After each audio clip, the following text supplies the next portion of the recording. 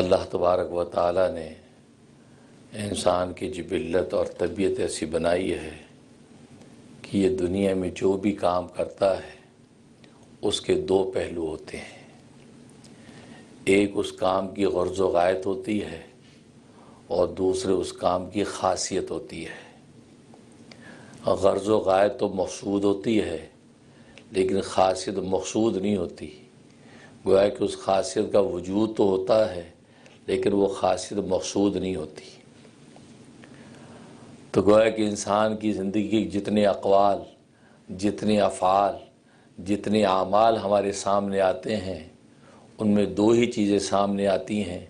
ایک تو اس شخص کی غرض و غایت اور مقصود ہوتا ہے کہ جس کے لیے اس نے اس قول کو پیش کیا ہے، جس کی وجہ سے اس نے اس فعل کو سر انجام دیا ہے، جس کی وجہ سے اس نے وہ عمل کیا ہے۔ ایک تو وہ مقصود ہے جو اس کی اصل غرض و غایت ہے، اور ایک اس غرض و غایت کو حاصل کرنے کے نتیجے میں ایک چیز حاصل ہوتی ہے جس کو خاصیت کہتے ہیں۔ گویا کہ وہ خاصیت اس غرض و غایت کے ساتھ لازم ہوتی ہے۔ اس کی مثال یوں سمجھیں کہ کھانا ہے۔ انسان جب کھانا کھتا ہے تو کھانا کھانے سے ایک تو مقصود غرض و غایت ہے، اور وہ کیا ہے کہ انسان اپنی پیٹ کی بھوک مٹانا چاہتا ہے۔ بھوک مٹانے کے لیے وہ کھانا کھاتا ہے، تو بھوک مٹانا یہ اس کی غرض و غایت اور اصل مقصود ہے کھانا کھانے سے۔ لیکن کھانا کھانے کے دوران اس کو جو لذت حاصل ہوتی ہے، یہ لذت اس کھانے کی خاصیت ہے جو اس کو مل جاتی ہے۔ تو گویا کہ لذت مقصود نہیں ہوتی، ہاں اس کا وجود ضرور ہوتا ہے۔ بس اوقات انسان کھانا کھاتا ہے بھوک مٹانے کے لیے، اس کو لذت نہیں آتی، مزہ نہیں آتا، لیکن بھوک مٹانے کے لیے کھانا ضرور کھا لیتا ہے کہ یار چلو بھوک تو مٹی۔ لیکن اگر اس کے ساتھ اس کو لذت بھی ملے تو یہ اور گویا کہ دوہرا نفع ہے کہ اصل جو مقصود تھا وہ بھی مل گیا اور وہ چیز جس کا وجود تھا وہ بھی مل گئی۔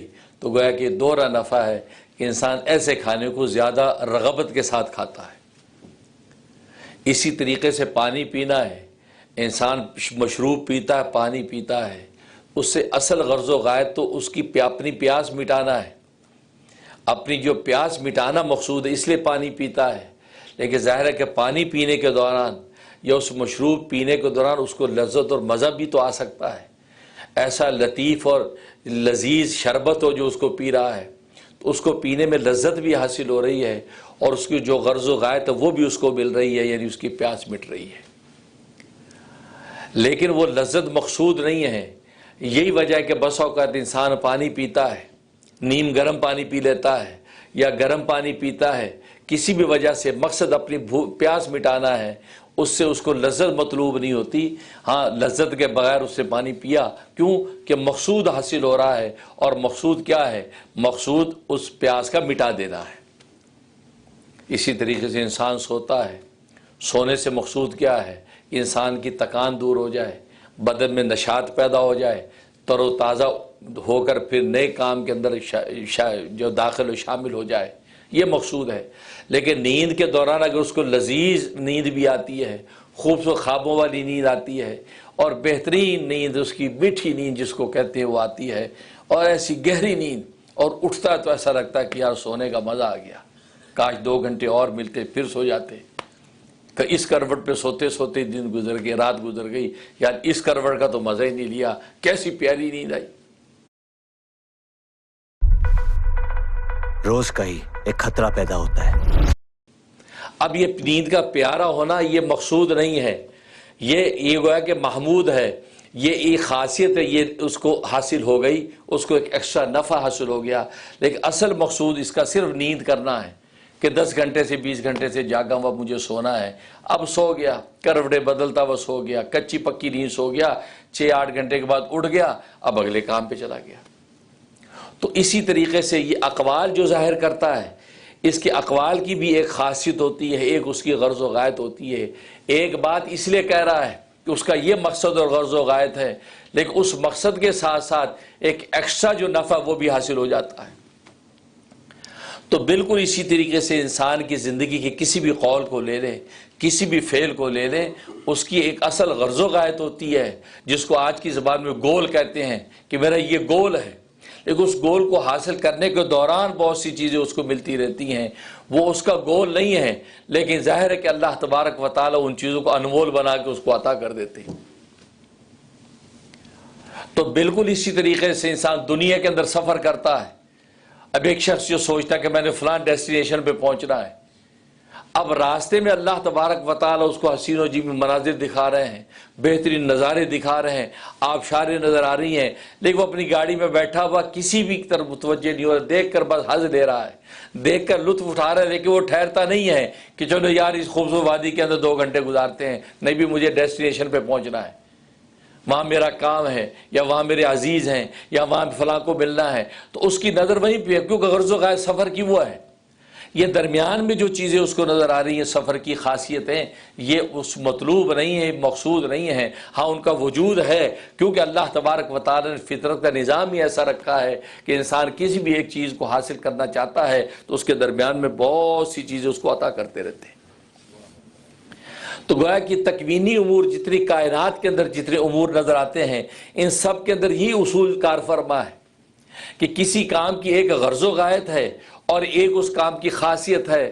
غرض و غایت مقصود ہوتی ہے اور خاصیت مقصود نہیں ہوتی، اس کا وجود ضرور ہوتا ہے، وہ محمود ضرور ہوتی ہے لیکن مقصود نہیں ہوتی۔ اب اگر ایک شخص اس خاصیت کو مقصود سمجھے اور اسی پر اینٹ جائے کہ نہیں بھائی مجھے کھانے میں مزہ ہی نہیں آ رہا، مجھے کھانا ہی نہیں کھانا، وہ یہ سمجھ رہا کہ کھانا کھانا ہی مزے لینے کے لیے ہے، لطف اٹھانے کے لیے، تو لذیذ کھانا نہیں تو مجھے کھانا ہی نہیں کھانا ہے، وہ اینٹ کے بیٹھا میں کھانا نہیں کھا رہا۔ اب بہت سے نوجوان بچے گھروں میں یہ قصے ہیں، وہ کہتے نہیں نہیں مزہ نہیں آیا، یوں منہ بناتے ہیں، ایسا گندا منہ بنا کے کہتے ہیں۔ حالانکہ اماں نے اتنا زور لگا کہ قورمہ تیار کیا، بریانی تیار کی، اب بچوں کو تو برگر منہ کو لگا ہوا ہے، ان کو تو اوبر ایٹس منہ کو لگی ہوئی ہیں، اب ان کو کیا قورمے میں مزہ آئے، وہی ہو کر کے بھاگتے ہیں، اس لیے کہ انہوں نے کھانے کے اندر لذت کو مقصود سمجھ لیا ہے، حالانکہ لذت مقصود نہیں ہے، مقصود اس بھوک کو مٹانا اور اس کھانے کو جزو بدن بنانا اور اس بچے کی نشو و نما ہے۔ تبھی پھر ماں جو ہے کبھی پیار کے ساتھ کبھی مار کے ساتھ اس کو لقمہ اس کے منہ میں ڈال ڈال کے کھلاتی ہے، اس کو مزہ آئے یا نہ آئے، منہ بنائے نہ، وہ زبردستی کھلاتی ہے۔ اسی طرح دوا کا معاملہ ہو تو دوا بھی اس کو زبردستی کھلاتی ہے کہ بھئی تجھے مزہ آئے نہ آئے، تجھے پتہ نہیں یہ دوا اندر جا کے جو تجھے صحت و تندرستی کی خبر دے گی، اور تو ابھی منہ بنا رہا کڑوی دوا ہے، تجھے نگلا نہیں جا رہا۔ نہیں، یہ کیوں کہ ماں اس بات کو سمجھتی ہے، بچہ سمجھتا نہیں ہے۔ بالکل اسی طریقے انسان اللہ تبارک و تعالیٰ کے مقابلے میں اسی طرح نادان ہے۔ اللہ تبارک و تعالیٰ جب کوئی احکام اس انسان کے ذمہ لگاتے ہیں، تکوینی امور تو انسان کی اپنی طبیعت کی وجہ سے پیش آتے رہتے ہیں، لیکن تشریعی امور جن کو عبادتیں کہتے ہیں، وہ عبادتیں اللہ تبارک و تعالیٰ کسی خاص مقصد و غرض و غایت کے تحت بندوں پر لازم کرتے ہیں، تو وہ عبادتوں میں کبھی بندے کو مزہ آتا ہے، کبھی مزہ نہیں آتا۔ مزہ نہیں آتا تو کہتے نہیں یار یہ نماز نہیں پڑھی جاتی، مزہ ہی نہیں آتا، یا روزہ رکھنا بڑا مشکل ہے یار، نہیں بھائی بھوکا نہیں رہا جاتا۔ اب یہ جب یہ نادانی کرتا ہے تو ظاہر ہے کہ اللہ تبارک و تعالیٰ کی طرف سے وعید اور سختی ہوتی ہے، سختی اور وعید کے ساتھ جو اس کو جو ہے اس کھانے پینے پہ مجبور کیا جاتا ہے یا روزہ رکھنے پہ مجبور کیا جاتا ہے۔ اور اللہ کی دھرتی پر، زمین پر جہاں اللہ کے نظام چلتا ہے تو اللہ تبارک و تعالیٰ اپنے نظام کے ذریعے سے، اپنے حاکم عادل کے ذریعے سے پھر اس کی تعزیر، اس کی سزا مقرر کرتا۔ اگر یہ نماز نہیں پڑھتا اس کو کان پکڑ کے جیل میں بند کر دو، جب تک توبہ کر کے نمازی نہ ہو جیل سے نہ نکالو، یہاں تک یہ حدیث پہ فرمایا۔ اور پھر اسی طریقے سے روزہ نہیں رکھتا، یہ بے روزہ، اس کو پکڑو جیل میں ڈالو، درے لگاؤ اس کو۔ تو گویا کہ جس خطے میں اللہ کا نظام چل رہا ہے تو اللہ تبارک و تعالیٰ پہ اس طریقے سے اس نادان انسان کی اصلاح کرتے ہیں، جیسے ماں اس بچے کی اصلاح کرتی ہے کبھی پیار کے ساتھ اور کبھی مار کے ساتھ، ایسی اللہ تبارک و تعالیٰ کبھی بشارتیں سنا کے اور کبھی انذار کے ذریعے ڈرا دھمکا کے کہ بے آخر میں پکڑ ہوگی، دنیا میں بے برکتی ہوگی، اللہ تبارک و تعالیٰ اپنے احکام کو لاگو کرتے ہیں۔ کیوں؟ اس لیے کہ جیسے ماں اس بات کو جانتی ہے کہ بچے نے اگر یہ غذا کھا لی تو بچے کو صحت ملے گی، اگر اس نے یہ دوا کھا لی تو بچہ تندرست ہو جائے گا، اس کی بیماری چلی جائے گی، اور وہ پھر کسی قسم کا کمپرومائز نہیں کرتی بلکہ زبردستی کر کے بچوں کو کھلاتی ہے، یہاں تک کہ بات آپریشن تک چلی جائے تو وہ بچے کو سرجن کے پاس لے جا کے آپریشن سے اس کا پھوڑا کٹواتی ہے، اس کا ناسور کٹواتی ہے، پاؤں ٹانگ کا آپریشن وہ کرواتی ہے، یہ ساری کی ساری تکلیفیں اس بچے پر برداشت کرتی ہے. کیوں؟ اس سے اس کو نتیجہ نظر آ رہا ہے جو اصل غرض و غایت ہے کہ یہ سارے کے سارے آپریشن اس بچے کی صحت اور تندرستی کی ضمانت ہے. تو بالکل اسی طریقے سے اللہ تبارک و تعالیٰ بھی جب اپنی اس دھرتی پر جہاں اللہ کا نظام چل رہا ہے تو وہاں پر اللہ تبارک و تعالیٰ بھی یہی کرتے ہیں. اپنے نادان بندوں کی اصلاح کے لیے کہیں درے لگتے ہیں، کہیں سنسار کیے جاتے ہیں، کہیں قتل کے بدلے میں قتل کیا جاتا ہے، کہیں آنکھ کے بدلے میں آنکھ پھوڑی جاتی ہے، کہیں کان کے بدلے میں کان کاٹا جاتا ہے. تو اللہ تبارک و تعالیٰ بھی اسی طریقے سے دنیا کے اندر اپنی حدود اور تعزیرات کو جاری کر کے اس نادان انسانوں کے معاشرے کی اصلاح کرتے ہیں. کیونکہ جیسے کہ ماں کا یہ سارا کا سارا عمل بچے کی پٹائی اور پٹائی کر کے اس کو کھلانا، یہ سب کا سب شفقت ہی شفقت ہے. کوئی نہیں کہتا کہ ماں بڑی ظالم ہے، دیکھو بچے کو مار مار کے کھلا رہی ہے، یہ ماں بڑی ظالم ہے، یہ بچے کی پٹائی کر کر کے اس کو پلا رہی ہے، یہ ماں بڑی ظالم ہے. کوئی ماں کو ظالم نہیں کہتا، بلکہ کہتا ماں تو ممتا کی ماں کی جو ممتا اس کا تو کوئی مقابلہ ہی نہیں. بلکہ محاورہ بن گیا ماں سے جو زیادہ چاہے پھپھے کٹنی کہلائے. ماں سے جو زیادہ چاہے وہ پھپھے کٹنی کہلائے. جو عورت ماں سے بھی زیادہ آپ سے پیار کر رہی ہے، ماں سے بھی زیادہ آپ پر جان نچھاور کر رہی ہے، ماں سے بھی زیادہ آپ کی ہمدرد بن رہی ہے، آپ کبھی بھی اس کی ہمدردی پر ایمان نہ لا، یقین نہ کرنا، سمجھ لینا کہ ضرور کوئی چکر ہے. کیوں کہ ماں سے زیادہ کسی کو اپنی اولاد سے محبت ہو ہی نہیں سکتی. اب یہ اور اگر ماں سے بھی زیادہ آپ کے اوپر نچھاور ہو رہی ہے تو تبھی محاورہ بن گیا جو ماں سے بھی زیادہ چاہے وہ پھپھے کٹنی کہلائے. مطلب یہ پھپھے کٹنی ہے کہ مکارن ہے، یہ کسی مکر کے تحت تم پر جان نچھاور کر رہی. تو دنیا کے اندر ماں کی اس پٹائی کو آپ شفقت کہتے ہیں. اللہ تبارک و تعالی جب تشریع امور کے نفاذ کے لیے اس معاشرے کی اصلاح کے لیے اگر کوئی حکم اتارتے ہیں کہ اس کو درے لگاؤ، اس کو سنسار کرو، اس کو قتل کے بدلے میں قتل کرو، اس کی آنکھ کے بدلے میں آنکھ پھوڑو، کان کے بدلے میں کان کاٹو، ناک کے بدلے میں ناک کاٹو، اور چوری کی تو ہاتھ کاٹو، تو فوراً جھٹ سے لبرلزم کھڑا ہو جاتا ہے. اور جی ظلم، کتنا بڑا ظلم، ہاتھ کاٹ دیں، اوہ بڑا ظلم. ہاتھ دیا کس نے تھا؟ ہاتھ دیا کس نے تھا؟ ہاتھ بنایا کس نے تھا؟ وہ آنکھ پھوڑ دی آنکھ کے بدلے میں. آنکھ بنائی کس نے تھی؟ کان عطا کس نے کیا؟ جس نے دیا تو اس نے کٹوایا.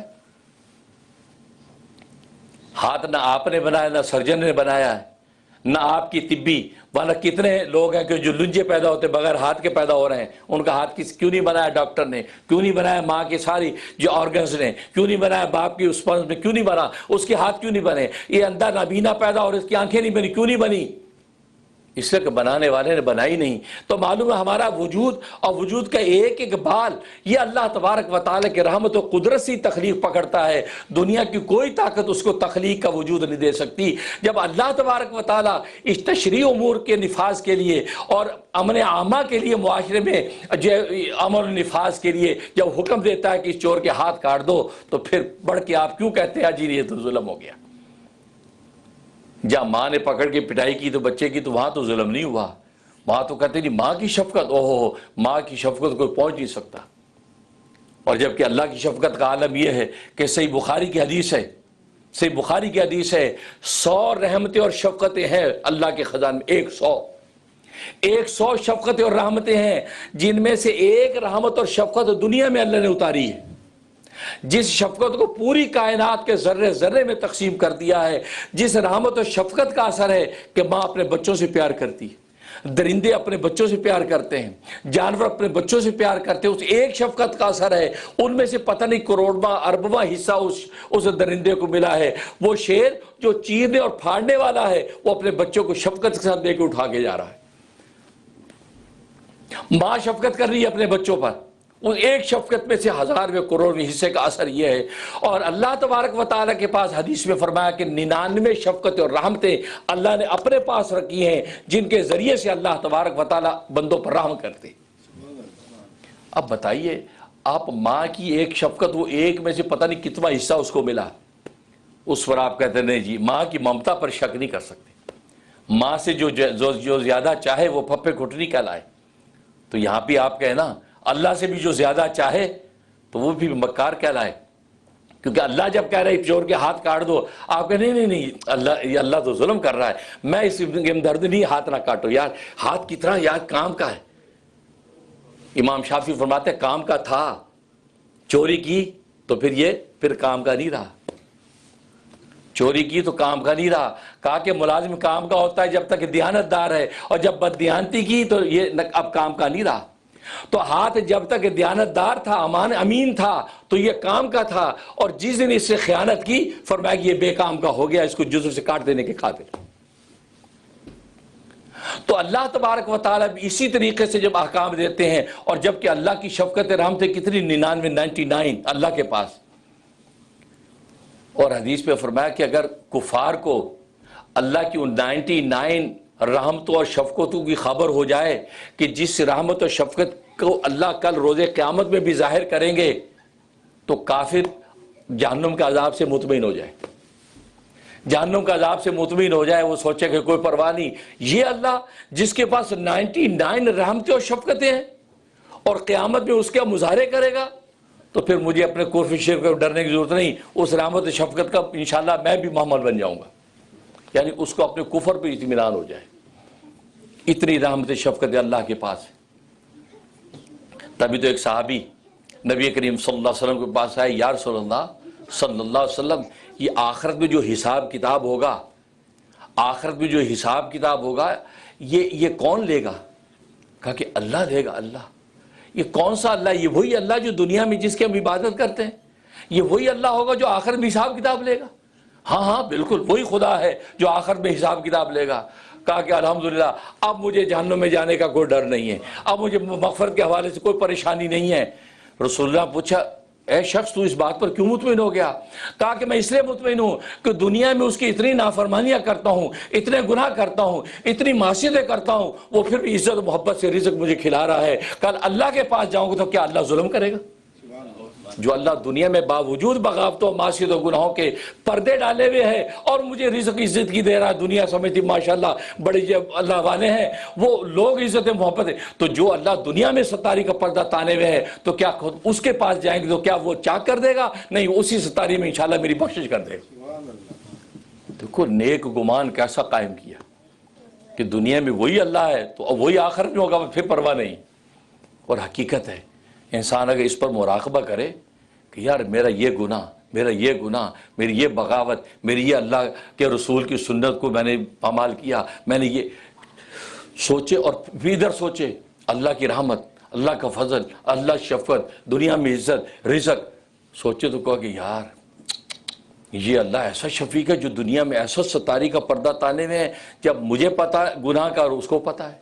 بس اوقات تو میں کوشش کرتا ہوں ایسا گناہ کروں دنیا دیکھے، اللہ پھر بھی ستاری کا پردہ ڈال دیتا ہے۔ یار یہ اللہ کیسا شفیق ہے، اور آخرت میں جب کہہ دیا کہ آخرت میں 99 شفقت میرے پاس ہے جس کے ذریعے سے بندوں پہ مظاہرہ کروں گا، تو اللہ کی رحمت کا عالم کیا ہوگا۔ اس رحیم کو میں ناراض کرتا ہوں، اس رحیم کی میں معصیت کرتا ہوں، اس رحیم کی میں بغاوت کرتا ہوں، اس رحیم کے شریعت کے احکام توڑتا ہوں۔ نہیں نہیں، مجھے بھی حیا آنی چاہیے۔ اللہ کی شفقت رحمتیں جب یہ ہیں تو مجھے بھی چاہیے کہ میں اللہ تبارک و تعالیٰ کے تابعدار بندہ بن کے رہوں۔ تو گویا کہ دنیا کے اندر اللہ تبارک و تعالیٰ تشریعی نظام کو جو قائم کرنے کے لیے جب احکامات نازل کرتے ہیں تو وہ بھی عین شفقت ہے۔ انسان اپنے مرض اس مرض کے نتیجے کو نہیں سمجھتا ہے، ہاں اللہ تبارک و تعالیٰ سمجھتا ہے کہ اگر معاشرے کے اندر یہ چیز پھیل گئی تو معاشرہ تباہ و برباد ہو جائے گا۔ اس لیے اللہ تبارک و تعالیٰ تشریعی احکام دنیا کے اندر نازل کرتے ہیں۔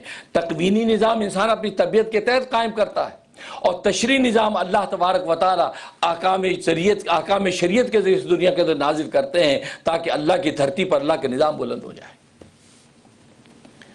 اور تشریع پوری نظام جتنا اس سے مقصود ایک ہی چیز ہے، جیسے بتایا نا میں نے، کھانے پینے سے مقصود ایک ہی چیز ہے، بھوک مٹانا۔ باقی کھانے کی لذت، پینے کا مزہ ملے تو ایکسٹرا نفع ہے، مقصود ایک ہی چیز۔ بالکل اسی طریقے سے اللہ تبارک و تعالیٰ کے شریعت کے جتنے احکام، کہیں نماز ہے، کہیں روزہ ہے، کہیں زکوٰۃ ہے، کہیں حج ہے، کہیں اخلاقیات کے ابواب ہیں، ان سے مقصود صرف ایک ہی چیز ہے، اور وہ کیا چیز ہے؟ اللہ کو راضی کر لینا، اللہ کو خوش کر دینا، بس اور کوئی مقصد نہیں۔ اللہ کو آپ کی باتوں کی ضرورت نہیں، اللہ کو یہ کہ آپ خوش کر دیں۔ ایسی عبادت کرے اللہ خوش ہو جائے، ورنہ آپ سجدہ کر کے احسان جیتا ہے، نہیں. ایسے ملائکہ اللہ نے پیدا کر رکھے ہیں جو سجدے میں جب سے پیدا کیا وہ سجدے میں پڑے. ایسے ملائکہ پیدا کر رکھے ہیں جب سے پیدا ہوئے رکوع میں ہی ہیں. ایسے ملائکہ پیدا کر رکھے ہیں جب سے پیدا کیے وہ قیام کے اندر کھڑے ہیں. نبی فرماتے کہ معراج کے سفر میں نے ملائکوں کو دیکھا، بعض قیام میں ہی کھڑے ہیں. جب سے پیدا کیا اللہ ان کو قیام میں کھڑا کر رکھا ہے، جب سے پیدا کیا رکوع میں کھڑا کر رکھا ہے، جب سے پیدا کیا سجدے میں گرے ہوئے ہیں، جب سے پیدا کیا اللہ کی تسبیح کر رہے ہیں. اور آپ اپنی 2 دن کی تسبیح پر ناز کرتے ہیں. اللہ کو آپ کی تسبیح نہیں، اس تسبیح سے آپ چاہتے کیا ہیں؟ اس تسبیح سے میں اپنے مالک کو راضی کرنا چاہتا ہوں. یہ انٹینشن پڑھ کے آپ ایک سبحان اللہ کہیں گے، اللہ تبارک و تعالیٰ گناہوں کے ڈھیر کے ڈھیر مٹا دیتے ہیں. اس لیے حدیث میں آتا ہے کہ جو صدقے دل سے 10 مرتبہ سبحان اللہ پڑھ لیتا ہے تو اللہ تبارک و تعالیٰ اس کے وہ گناہ جو سمندر کے جھاگ کے برابر بھی ہوتے ہیں سارے کے سارے معاف کر دیتے. اب بتائیے ایک سبحان اللہ، اب 10 مرتبہ سبحان اللہ میں کتنے سیکنڈ لگے؟ 1 سیکنڈ سے پہلے ہی پورا ہو جاتا ہے. لیکن اس ایک سبحان اللہ کی طاقت ہے کہ صدقے دل سے. صدقے دل کا کیا مطلب؟ کہ اللہ تجھے راضی کرنے کے لیے پڑھ رہا ہوں، تجھے خوش کرنے کے لیے میں پڑھ رہا ہوں کہ سبحان اللہ تیری ذات سبحان ہے، ہر طرح کی نقص سے، عیب سے اور کمزوری سے تو پاک ہے. بس یہ عقیدہ رکھ کے میں پڑھ رہا ہوں سبحان اللہ سبحان اللہ سبحان اللہ. تبھی تو ایک حدیث میں آتا ہے کہ جب ایک مومن بندہ 1 مرتبہ سبحان اللہ جب اخلاص سے کہتا ہے، 1 مرتبہ سبحان اللہ، تو جنت میں اللہ تبارک و تعالی ایک درخت قائم کر دیتے ہیں سبحان اللہ کہنے کی وجہ سے. اس درخت کا سایہ اتنا طویل ترین ہے کہ فرمایا کہ اگر تیز ترین عربی نسل گھوڑا اس کے نیچے دوڑتا رہے 100 سال تک دوڑتا رہے اس کا سایہ ختم نہ ہو، ایک سبحان اللہ پر. کیونکہ آپ جانتے ہیں کہ جنت میں 2 طرح کے باغات ہیں. ایک باغات وہ جو اللہ نے خود بنا رکھے، اور ایک باغات وہ ہوں گے جو ہماری یہ تسبیحات ذکر و اذکار کے نتیجے میں بنتے ہیں. ہم سبحان اللہ کہتے ہیں، اللہ وہاں ایک پودا لگا دیتے ہیں. ہم لا حول ولا قوت الا باللہ کہتے ہیں، اللہ وہاں ایک درخت قائم کر دیتے ہیں. تو وہ پوری وہ چٹیل زمین ہے. اور اس کی خبر حضرت ابراہیم خلیل اللہ علیہ الصلوۃ والسلام نے معراج کے سفر میں سرکار دو عالم صلی اللہ علیہ وسلم کو دی. کہا کہ اے محمد اپنے امتی کو بتا دینا جنت میں ایک پورا چٹیل میدان ہے، کھلا میدان، اس پہ کوئی بیل بوٹے نہیں ہیں.